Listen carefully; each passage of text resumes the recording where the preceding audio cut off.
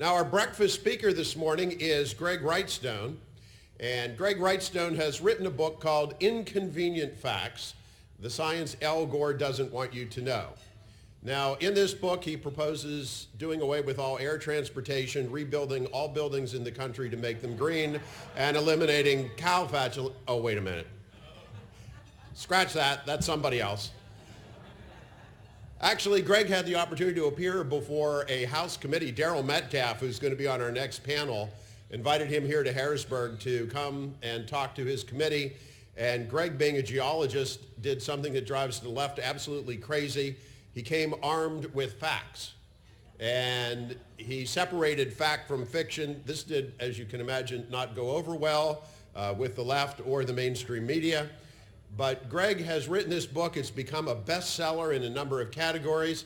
He even has an app, which of course you can't get, and he'll explain why, because this is an example of left-wing censorship. So without further ado, I would like to ask Greg Wrightstone to come up to the podium. And there he is. Ladies and gentlemen, author Greg Wrightstone. Greg. Yeah, thank you so much. Loman asked me to speak for 10 minutes, and I might go a little bit more than that, but not by much. You have 20. I have 20 now. Yeah, you have 20. Okay, all right, now you tell me. So we'll have to stretch it out a little bit. Before I get in, first thing he wanted me to talk about was how climate change directly affects the citizens of the Commonwealth. We've got a couple really important issues before the Commonwealth right now that will negatively impact all of us. And impact the economy of the Commonwealth significantly and to the worse, not the better. We'll get into that first, but first I want to take a little victory lap just to tell you about what's going on here.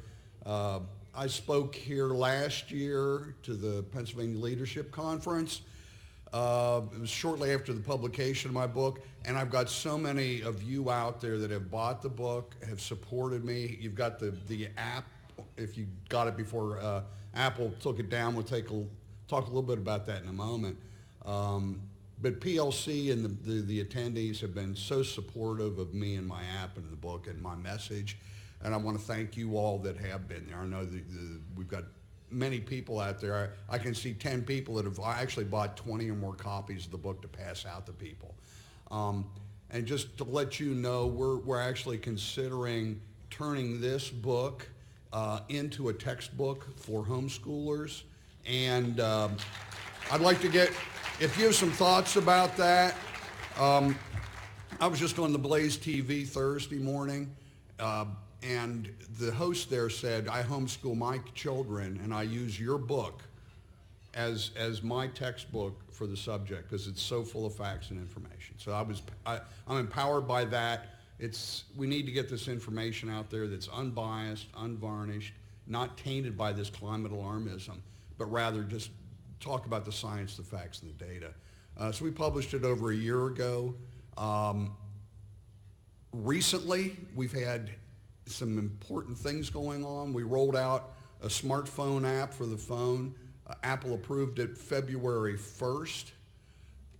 We had it up for sale for 30 days, but first, February 14th, I went down to Dallas to the Mercury Studios, interviewed by Glenn Beck for half an hour. We launched the app on the Glenn Beck show. We had 13,000 downloads in the next 10 days. We got notified by Apple shortly after the Glenn Beck show that we were unapproved for sales. It's not even just extremely rare. They just never take apps down off that have been approved. They took InfoWars, Alex Jones down. I don't agree with that. I think that everybody should have a mouthpiece, but I'm no Alex Jones. I'm providing science, facts, and data about an important subject. They've taken things down for pornography, hoaxes, fake sales. And only recently have we found some other conservative apps that have been taken down off the App Store. Now, bear in mind, if you have an iPhone, you can only buy an app for your iPhone. I've got my iPhone in my left-hand pocket here. So if you have an iPhone, you can only buy it in one place. It's on the App Store. So That's the only place. They have a monopoly on the iPhone and any apps that you have on that. They took it, they told us we were unapproved. We appealed it, and on February 28th, so again, this is all happening right now. This is 30 days ago. February 28th, they removed it from the App Store, took it down. They said that their decision was final, and there's no further appeals that could be done. The reasoning was they said that it lacked compelling content. Well, this thing, if you would go and look on the App Store and go here, pick up my iPhone, if you would Google climate change or global warming and see what kind of apps pass for approved content that's compelling. These things look like failed middle school science fair projects. I mean, poorly formatted, misspelling, no information. My app, as I pick up my Android, looks like the gold standard for climate change apps. Impactful. All 60 inconvenient facts in the book are here.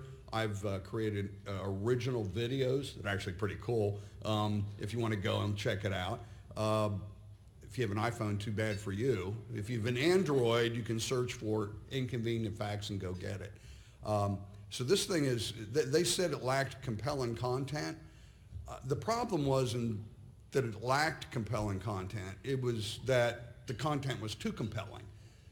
And that we were seeing people taking this information, taking the facts, the science, behind the information that runs counter to the notion of catastrophic man-made warming. You have it in the palm of your hand. That way, if your idiot nephew that's majoring in sustainable development at Penn State out Palo Alto is at Easter dinner and he tells you polar bears are going extinct, you can go, oh, wait a minute, little Billy. Oh, here's a chart of 60 years of polar bear population history.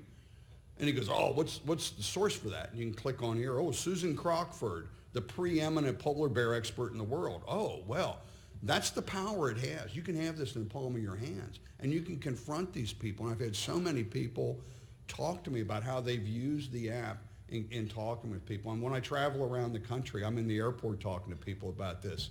And I can pull this out. So in the 1930s, the fascists were burning books in the public square. What they've done to me and my app, is the 21st century digital version of those fascists burning in the public square. They're censoring science.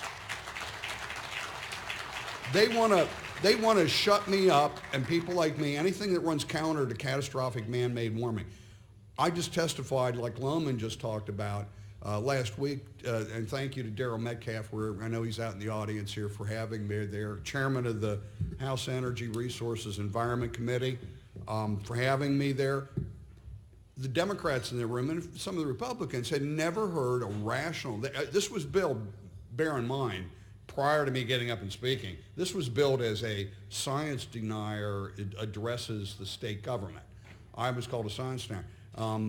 I got up, it was the first time any of these people, I'm pretty sure, had ever heard a rational, science and fact-based presentation of why the warming, and we're in a warming trend, it's been warming for 300 years, why this is primarily naturally driven and why it's not catastrophic. And if you don't know what I say about this, my big contention is that rising temperatures and increasing CO2 are benefiting the Earth and humanity, and it ain't close. We're seeing just tremendous increases right and left, food production, declines in forest fires, contrary to what you might hear. So this is, it's been, when Apple took this down, it was the best thing to happen to the sales of the book. It blew up. It just exploded. We were the #1 story on Drudge for a day and a half. It was picked up by the Daily Signal, Heritage's Daily Signal, as one of their top stories there. Laura Ingraham had me on her show 2 weeks ago in the Ingraham Angle on One American News. And so thank you, Tim Cook and Apple, a little bit. I want to still get the app up there, but this book, it's published more than a year ago. Sales are skyrocketing. It's exploding. We were the #1 best-selling book in 5 categories on Amazon as recently as 2 weeks ago. We're still up 3 or 4. It's incredible, incredible. No, I've spent zero advertising dollars. It's all word of mouth. It's people saying, wow, you got to go get this book. And it's a lot of the people in this room that are big supporters. I want to thank you all. So this has been a tremendous, it's really, it builds me up to think we can do something like this, but it's a tribute to the many of the people in this room. And I will say my primary editor, Gordon Tom, is here, and he made the book really what a very readable, gifted writer and a senior fellow at the Health Foundation. Well, let's talk about what's going on in Pennsylvania. Enough about me, my favorite subject. So Alexandria Ocasio-Cortez, thank you. Her Green New Deal has been sucking the air out of the room for a lot of the commentators and news and opinion analysts since they rolled it out in February. And the focus of the press has been on some of the craziest aspects of the Green New Deal, including transitioning completely away from fossil fuels and going to renewable energy by 2030. But the energy and environment aspects of the Green New Deal are really a small component of this, because it only, and I say it should be air hooks for only, is estimated to cost $6 to $8 trillion over the first 10 years. And the energy aspects are complete transformation to renewable energy, and that means no electricity from natural gas, coal, or oil. Upgrading of every existing building in the United States. That's right. Be ready to retrofit your home to make it worthy of Ocasio-Cortez's Green New Deal. And expanding high-speed rail to a scale that obviates air travel. What really has gone unreported are the social engineering aspects of this. And they're the really dangerous and costly portion of the Green New Deal. These are estimated to cost anywhere from $80 to $90 trillion over the first 10 years. You may not have heard this. This includes guaranteed jobs for all at a family-sustaining wage plus associated benefits, universal health care, guaranteed housing for all, and food security for every American, whatever that means. This isn't just an unworkable solution to solve a non-existent problem. It's Marxist ideology masquerading as environmental policy. They've rolled out every Marxist idea over the last 20 years to incorporate it into this Green New Deal. Fortunately for us, though, the Green New Deal is just a resolution. Even if it was voted on and approved, it would have no impact on us. But here in Pennsylvania, we don't have that option. We've got 2 proposals that we have that could significantly impact everybody in this room and all the citizens of Pennsylvania. The first proposal, and I talked to Daryl Metcalf a little bit about this and some others, and Frank Ryan here about this. The really troubling one is a petition for rulemaking that was filed in November of last year to the State Environmental Quality Board. It's to set up a comprehensive cap and trade program for the state. And according to the petition, Pennsylvania's environmental regulators will have legal authority and constitutional duty to place limits on greenhouse gas emissions. And this was a petition filed by the Philadelphia-based Clean Air Council and 61 other petitioners. They're calling on state regulators to establish a statewide cap and trade program and use California's system as a model. It's troubling in that we had 2 recent state Supreme Court decisions that have possibly strengthened their argument. And as we've seen in other rulings, our current justices seem to consider wording within our state's constitution as suggestions rather than strict guidelines. The overall effect of this would be to increase costs for all companies emitting CO2 and to make Pennsylvania less competitive, especially compared to adjoining states that won't have such actions. The second proposal is the Transportation and Climate Initiative. This is a multi-state collaboration. It's designed to achieve substantial reductions in transportation sector emissions. So this deals only with transportation, truck, cars. What they want you to do is go over to they want to go to cleaner transportation infrastructure. They want to Pennsylvania and 8 other northeastern states have this plan to cut greenhouse gas emissions from vehicles. And they stated part of what they have to do is use money, get this, use money from the new carbon market to invest in cleaner transportation infrastructure. Now, if you didn't catch that, let me repeat. And craft a plan to use money from the new carbon market to invest in fill in the blank, all right? What this is a money grab from all of us to fund more government. And what that's yet to be determined what exactly that's going to be. Pennsylvania Department of Transportation Secretary Leslie Richards said the agreement is a bold initiative to reduce carbon emissions from the transportation sector, which is the largest source of climate warming greenhouse gas in the region. Under the agreement, the Commonwealth would need to sort out how to lower tailpipe emissions and which fuels to cover and how to structure the market. But the focus will be on low carbon and transportation infrastructure such as public transit and zero emission vehicles. That's right. They want you all to convert to, it's really coal-fired cars, because that's what you're going to be. This is a coal-fired energy. If you're driving an electric car, you're driving a coal-fired car. It's really unworkable. We can't get to this non-fossil fuel dream that they have anytime soon. The proposal right now is before Governor Wolf, and he and the DEP have until November of this year to determine the specifics of the plan. So we're not clear about the details, but it's certain the taxes on diesel and gasoline would need to be increased, and whatever is enacted would make the Commonwealth less competitive compared to our neighboring states, such as Ohio and West Virginia, that would not have this. So this is what they're doing here is really an attempt to control the uncontrollable, which is to say the climate of the earth. The governor has apparently bought into this man-made climate apocalypse narrative, hook, line, and sinker. In response to a question, the governor had this to say: "We have a problem with climate change. That's a fact. We've seen that this past year. York County has had more rain. I've gone around the state. Bradford County, York County, Schuylkill County, all over the state, localized flooding. I've never seen this in my lifetime. We're having real problems." Well, I took a look at the NOAA data and information from the EPA on what's actually going on with the rain. It is true. The governor has a point. 2018 was a high precipitation event year. It actually broke records. But if we look at, again, we're confusing weather with climate.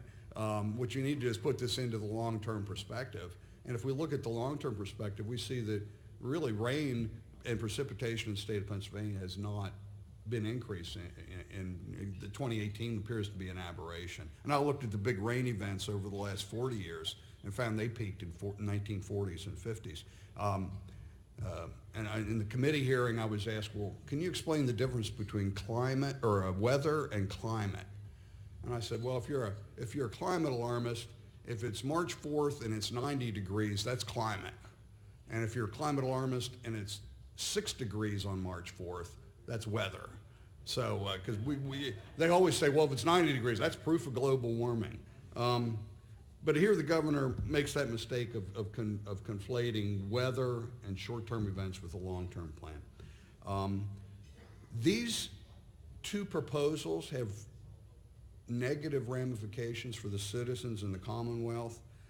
And because of this, the governor and the legislature should make recommendations that are based on science and facts and not on politically driven and media-driven narrative of an Earth that's spiraling into man-made planetary doom. So I'm going to leave you with that. I see if you don't know and ever heard me talk, I see an Earth that's thriving and prospering. I see that rising temperatures and increasing CO2 are benefiting the earth and humanity, and it ain't close. It is, we're seeing just a prospering and thriving earth, and it's good for us and the planet. Thank you.